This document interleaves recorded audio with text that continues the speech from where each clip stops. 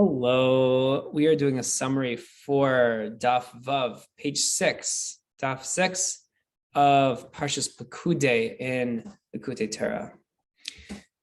Now, the way I would summarize this Daf is through the mitzvah essay, we're able to not get in the way of Hashem's greatness and glory. By the way, what I mean by that is that like we know in the Maimar Basi Lagani, that Hashem's world is already a garden, is already beautiful, it's already perfect, it's already amazing. And one of the most powerful ways to serve Hashem is specifically through pushing away negativity from the world and from within ourselves, specifically through doing the 365 negative commandments. Now, how do you do a negative commandment? You can't do a negative commandment because the way you do the negative commandment, if you did the negative commandment, you'd be transgressing. So the way you do it is by not doing it, by not doing anything, by staying out of the way, so to speak. And this idea is expressed in this idea of Mishkan Edus, that the Mishkan, the tabernacle for Hashem, the way to draw down, a Mishkan represents drawing down God's infinite light. The way to draw that down, especially that higher unity, is by staying out of the way. Staying out of the way means not transgressing the 365 negative mitzvahs and pushing away the Yetzer Hara. And we understand this idea by understanding that how do we relate to Hashem on a philosophical level. We know that Hashem is infinitely great, infinitely wise, infinitely beyond everything. But the problem with that is whenever you describe Hashem in positive terms, you're always missing something. What are you missing? Missing Hashem's essence, because, okay, you can describe Hashem as being infinite, but then that is limiting Hashem. The fact that you're describing the word, even the word description is idea of limiting something and putting in a defined definition. You're defining something. Defining means you're limiting it into a way that you personally can understand.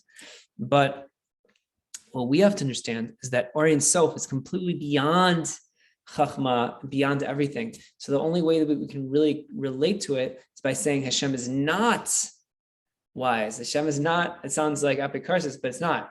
It's the idea of Hashem is so wise, but it's such a great wisdom that we can't even relate to that level of wisdom.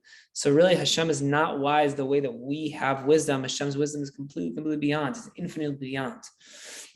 Or the way he expresses his wisdom, himself as wisdom. Or you can say that Hashem is not kind, meaning Hashem's kindness is completely infinite beyond. And even that's only one way of expressing Hashem, but Hashem's essence is beyond. So only by not explaining, by not describing Hashem, that's the ultimate way to describe Hashem's essence, because it's so beyond. And that is the main crux of today's daf. Another main point is we spoke about this unity, two different Yehudim, Yehud Elah, this higher level of unity, which is the unity of the Kabbalistic terminology is father and mother, but for our purposes, the unity of wisdom and understanding. So wisdom is really beyond understanding, that in the sense that it really, you're tapping into a certain revelation of Hashem's infinite essence. When you have wisdom, that's what wisdom is. And that is revealed into wisdom through what's called keser, which means crown. It's a Kabbalistic level that essentially is that intermediary between Hashem's essence and wisdom. And then wisdom's able to unite with understanding, the terms in Kabbalah, Cahnman, Biנה. It's able to unite, just like a mother and father unite. And they're able to give birth through that fusion. It's such a beyond rationale fusion to a certain extent, because wisdom has an element of infinitude. understanding by definition is finite, because you have to understand something and define it and appreciate it. So through that fusion, you give birth to emotions. That's how we're able to have emotional expression.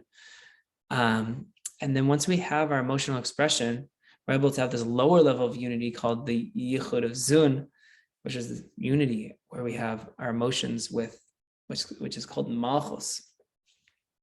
Malchus is how we express our emotions. And that unity is through speaking words of Torah and doing mitzvahs on a very practical level. And that's how we bring God's essence all the way into this world, specifically through doing the positive mitzvahs. And even more importantly, through not transgressing negative mitzvahs, to stay out of the way and let Hashem's infinite light come down here. Have a wonderful, wonderful day.